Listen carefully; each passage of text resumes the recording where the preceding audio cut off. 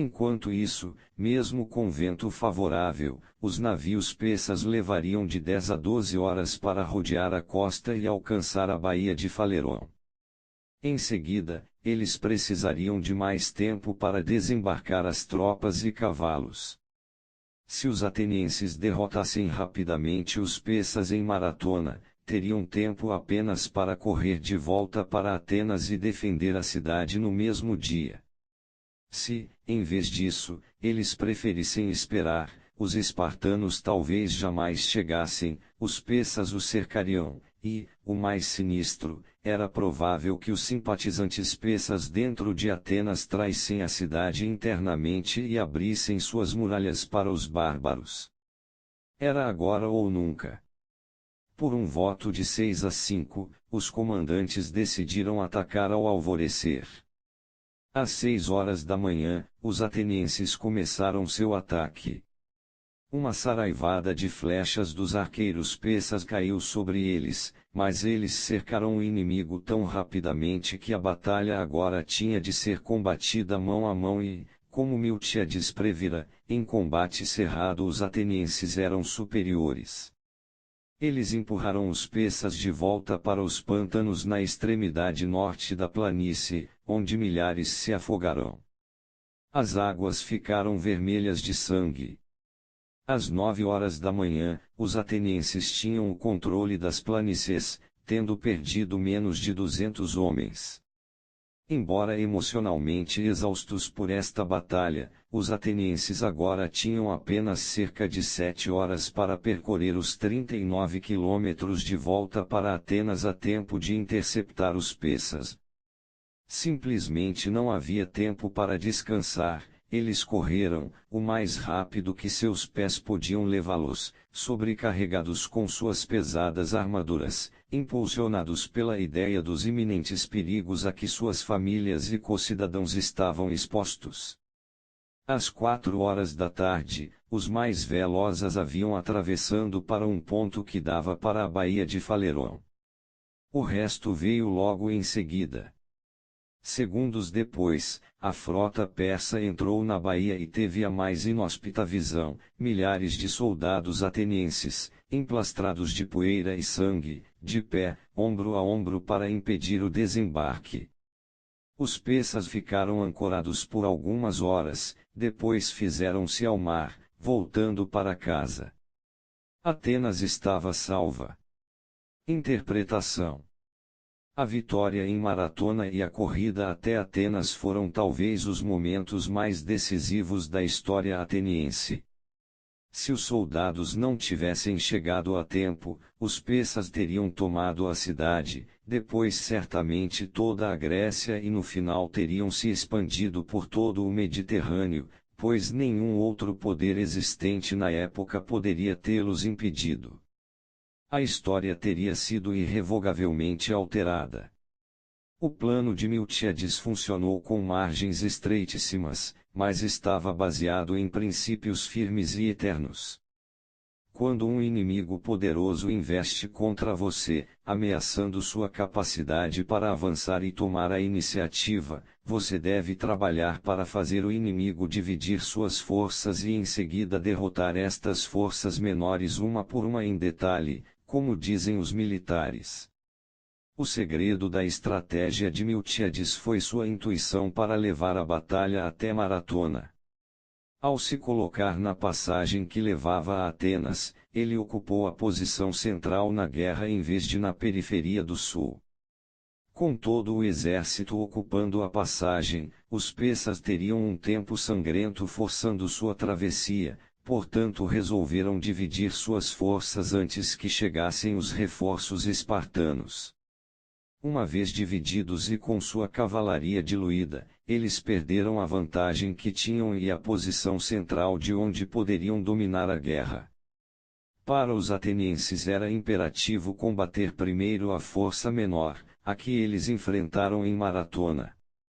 Feito isso, e tendo tomado a posição central, eles ficaram com o caminho mais curto para Atenas, enquanto os invasores tinham de dar a volta pela costa.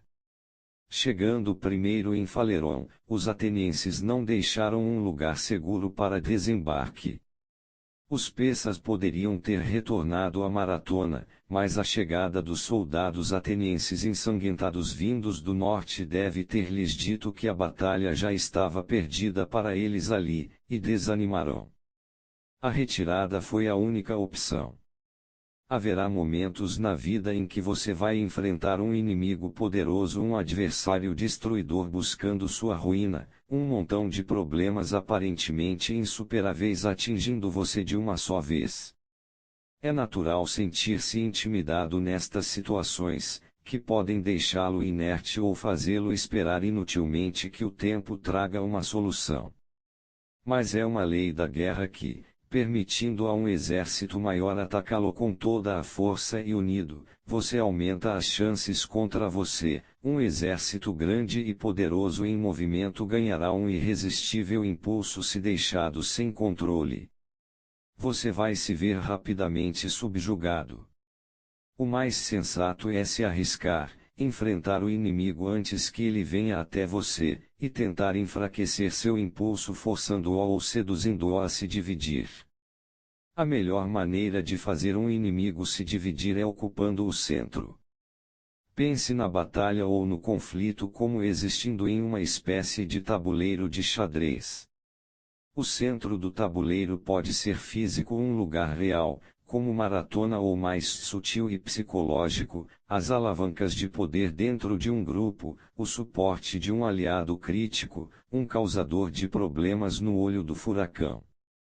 Tome o centro do tabuleiro e o inimigo naturalmente se divide, tentando atingi-lo por mais de um lado. Estas partes menores agora são administráveis, podem ser derrotadas em detalhes ou forçadas a se dividirem mais uma vez. E quando o que é grande se divide, tende a se dividir ainda mais, fragmentando-se até o nada. Quando seu exército enfrenta o inimigo e o inimigo parece poderoso, tente atacá-lo em um determinado ponto. Se conseguir esfarelar esse ponto em particular, saia dali e ataque o próximo, e assim por diante, como se estivesse descendo por uma estrada sinuosa. Miyamoto Musashi, de 1584 a 1645. Atacando as articulações. Quando o rapaz, Samuel Adams, de 1722 a 1803, da Boston da era colonial, alimentou um sonho, as colônias americanas, ele acreditava, deveriam um dia conquistar total independência da Inglaterra e fundar um governo baseado nos escritos do filósofo inglês John Locke. Segundo Locke, um governo deveria refletir a vontade de seus cidadãos. Um governo que não fizesse isso teria perdido seu direito de existir. Adams herdara uma cervejaria do pai, mas o comércio não o interessava e enquanto a cervejaria entrava em falência ele passava seu tempo escrevendo artigos sobre Locke e a necessidade de independência. Era um excelente escritor, bom o bastante para conseguir publicar seus artigos, mas poucos levavam a sério as suas ideias. Ele parecia estar vociferando, um pouco fora de sintonia com o mundo. Ele tinha aquele brilho obsessivo no olhar que faz as pessoas pensarem que você é biruta. O problema era que os vínculos entre Inglaterra e a América eram fortes, os colonizados tinham seus ressentimentos, mas dificilmente clamavam por independência. Adams começou a ter crises de depressão, sua missão autodecretada parecia sem esperanças. Os britânicos precisavam desesperadamente do dinheiro das colônias e, em 1765, aprovaram uma lei chamada Lei do Selo, para que qualquer documento fosse legal. Todos os negócios americanos eram obrigados a comprar e anexar a ele uma estampilha da coroa britânica. Os colonos estavam ficando sensíveis com relação às taxas que pagavam à Inglaterra, eles viram a lei do selo como um novo tipo de imposto disfarçado, e algumas vozes descontentes erguiam-se em tavernas nas cidades. Mesmo assim, Para a maioria das pessoas a questão parecia não ter tanta importância, mas Adams viu na lei do selo a oportunidade pela qual vinha esperando a vida inteira. Ela lhe dava algo tangível para atacar, e ele encheu os jornais de todas as colônias com editoriais, todos fulminantes contra a lei. Sem consultá-las, ele escrevia: a Inglaterra estava impondo um novo tipo de imposto, e isto, em uma frase memorável, era taxação sem representação, o primeiro passo para a tirania. Estes editoriais eram tão bem escritos e tão audaciosos em suas críticas que muitos começaram a examinar melhor a lei do selo e não gostaram do que viram. Adams nunca antes se aventurara além de escrever artigos, mas agora que havia acendido esta fogueira dos descontentes via a urgência de atiçá-la ainda mais com ações. Durante muitos anos ele havia confraternizado com a população trabalhadora que a sociedade bem educada considerava ralé estivadores e coisa parecida. Agora ele reunia estes homens em uma organização chamada de Filhos da Liberdade. O grupo marchava pelas ruas de Boston gritando um slogan cunhado por Adams: liberdade, propriedade e nada de celos. Queimavam efígies de figuras políticas que haviam promovido a lei do selo. Distribuíam panfletos contendo os argumentos de Adams contra a lei. Trabalhavam também para intimidar os futuros distribuidores dos selos, chegando mesmo a destruir um de seus escritórios. Quanto mais dramática a ação, mais publicidade Adams conseguiria, publicidade na qual ele poderia inserir argumentos contra a lei. Tendo ganhado impulso, o incansável Adams não parava. Ele organizou uma greve de amplitude nacional para o dia em que o ato se tornaria lei, as lojas fechariam, os tribunais estariam vazios. Visto que nenhum negócio poderia ser feito em Massachusetts, nenhum selo seria comprado. O boicote teve um enorme sucesso.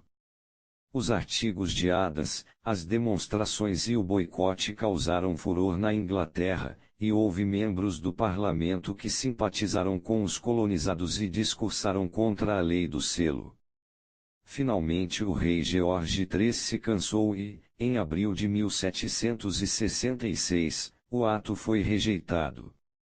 Os americanos se regozijaram com sua primeira demonstração de poder. Mas os britânicos eram espertos e estavam se aproveitando da derrota. No ano seguinte, eles introduziram sorrateiramente outra série de impostos indiretos conhecidos como Sistema Townshend.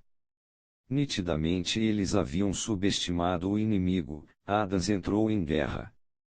Como havia feito com a lei do selo, ele escreveu inúmeros artigos sobre a natureza dos impostos que os ingleses estavam tentando disfarçar, mais uma vez incitando a ira. Ele também organizou mais demonstrações pelos Filhos da Liberdade, agora mais ameaçadoras e violentas do que nunca. Na verdade, os ingleses foram obrigados a enviar tropas para Boston a fim de manter a paz. Este tinha sido sempre o objetivo de Adams, ele havia gradualmente aumentado a tensão. Encontros belicosos entre os Filhos da Liberdade e as tropas inglesas deixavam os soldados excitados e finalmente um grupo nervoso disparou em direção a um aglomerado de pessoas, matando vários bostonianos. Adams chamou a isto de Massacre de Boston e espalhou notícias inflamadas por todas as colônias. Com a população de Boston agora fervilhando de raiva, Adams organizou outro boicote. Nenhum cidadão de Massachusetts, nem mesmo uma prostituta, venderia coisa alguma aos soldados britânicos.